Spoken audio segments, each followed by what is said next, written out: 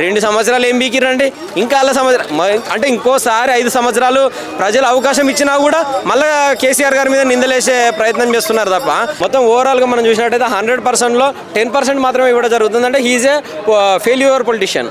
5 సంవత్సరాలు ఒక 4 సంవత్సరాలు 5 సంవత్సరాలు జీతాలు తీసుకోకుండా వాళ్ళ ఎంపీలు వాళ్ళ ఎమ్మెల్యేలు అందరూ ఉంటే రాష్ట్రము అభివృద్ధి కానీ వాళ్ళ సంక్షేమ పథకాలు కానీ ఉద్యోగులకు కానీ అన్ని రకాల సంక్షేమ ఫలాలు ప్రజలకు అందియచ్చు. ఎందుకంటే గతంలో రేవంత్ రెడ్డి గారే చెప్పడం జరిగింది, మేము కనుక ఒక సంవత్సరం కడుపు కాల్చుకుంటే అన్ని అప్పులను తీర్చగలుగుతామని రేవంత్ రెడ్డి గారే చెప్పడం జరిగింది. సో మరి ఇప్పుడు ఎందుకు ఒక సంవత్సరం కడుపు కాల్చుకుండడం లేదని మేము అడుగుతున్నాం.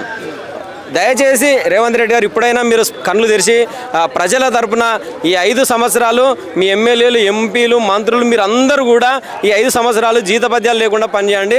రాష్ట్రం అది ధనిక రాష్ట్రంగా త్వరలోనే వెలుగొందుతుంది. అంతే తప్పించి మీ పిచ్చి తుగ్లక్ పాలన పిచ్చి నిర్ణయాల వల్ల రాష్ట్రం దివాలా తీస్తుంది. తప్పకుండా నాకు తెలిసి అయితే చదువుకున్న దాంట్లో అయితే శ్రీధర్ బాబు గారు అవుతారు అనుకుంటానండి. మారే అవకాశం ఉంది. అదేవిధంగా ఇంకొకటి ఎవరు మారినా కూడా ప్రజల తలరాత మారదండి. ఎందుకంటే ఇప్పుడు ఒక వ్యక్తి మారినంత మాత్రాన కింద ఇప్పుడు వాళ్ళందరూ ఎమ్మెల్యేలు మారతారని కాదు. వాళ్ళందరూ కూడా ఇప్పుడు ఎందుకంటే లోటు బడ్జెట్లో ఉంది కాబట్టి అది కాంగ్రెస్ ప్రభుత్వంతో కాదు, అది 100% అది పరిపాలన అనుభవం ఉన్న వ్యక్తులతోటే అవుతుంది. అంతే తప్పించి వీళ్ళతో కాదు. లేదంటే అదే అంటున్నాం కదండి, వీళ్ళు కాంగ్రెస్ నాయకులు ఎంపీలు ఎమ్మెల్యేలు ఎవరైతే ఉన్నారో వాళ్ళు 5 సంవత్సరాలు జీతపద్యాలు మానేయాలి. ప్రజల మేలు కోసమే ఆ జీతం అంతా ఖర్చు చేస్తే బాగుంటుంది. అదేవిధంగా ఇప్పుడు వాళ్ళు ఎట్లుందంటే కాంగ్రెస్ పరిస్థితి తిప్పిన రోల్నే తిప్పి అంతా ప్రజల్ని పిప్పి చేస్తున్నారు తప్పించి వేరేం లేదు. ఎప్పుడు చూసినా కేసీఆర్ గారు అప్ చేశారు వాళ్ళ వల్లనే అయింది 2 సంవత్సరాలు ఏం బీకిరండి ఇంకా అలా అంటే ఇంకోసారి 5 సంవత్సరాలు ప్రజలు అవకాశం ఇచ్చినా కూడా మళ్ళీ కేసీఆర్ గారి మీద నిందలేసే ప్రయత్నం చేస్తున్నారు తప్ప ప్రజాపాలన అనేది వీళ్ళు చేయడం లేదు. ప్రజాపాలనతోటి ప్రజా ధనాన్ని దుర్వినియోగం చేస్తూ విచ్చలవిడిగా వాళ్ళు ప్రభుత్వ ధనాన్ని వృధా చేస్తున్నారు. ఎందుకంటే ఇప్పుడు మనం చూస్తే గచ్చిబౌలు భూములు లాక్కుండే ప్రయత్నం చేశారు. ఎక్కడ అప్పు పుట్టడం లేదంటున్నారు. ఢిల్లీకి వెళ్తే అపాయింట్మెంట్ ఇవ్వడం లేదంటున్నారు. కనీసం చెప్పులు కూడా లాక్కుండే పరిస్థితి ఉందని అంటున్నాడు.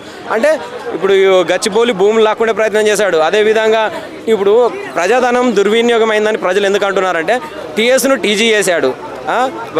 తెలుగు తల్లి విగ్రహాన్ని ఇది తెలంగాణ విగ్రహాన్ని ఇది చేశాడు.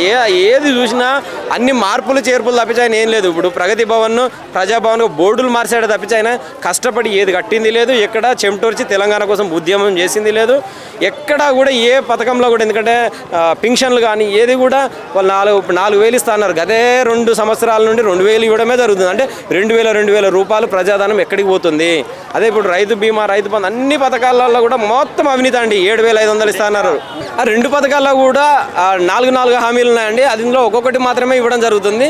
ఇవి కూడా పూర్తి స్థాయిలో ఇవ్వడం లేదండి. అంటే మొత్తం ఓవరాల్గా మనం చూసినట్టయితే 100%లో 10% మాత్రమే ఇవ్వడం జరుగుతుంది. అంటే హీజ్ ఏ ఫెయిల్యూర్ పొలిటీషియన్.